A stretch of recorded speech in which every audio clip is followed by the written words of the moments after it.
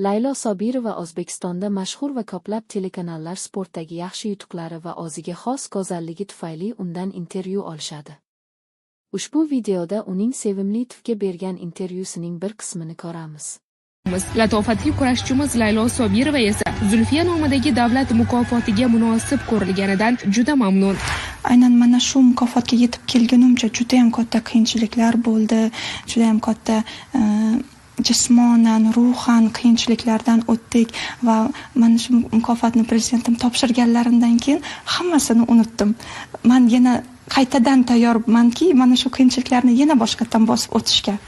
57 kilog salmoq darajasining oltin medalini Leyloxon Sobirova O'zbekiston jeni O'z o'rnida kurashchimiz qo'lga kiritayotgan natijalarni davlatimiz rahbari tomonidan ilgari surilayotgan tashabbuslar va yaratilgan sharoitlar mevasi ekanini mamnuniyat bilan ta'kidlab o'tdi. Prezidentimizni biz sportchilarga yaratib berayotgan imkoniyatlari juda ham katta. Biz bundan juda ham xursandmiz. Meni yo'nalishim ayollar sportini oladigan bo'lsak, hozirda qizlar soni ancha ko'payapti. Aynan mana shu sport bilan shug'ullanayotgan, men bu sportni boshlagan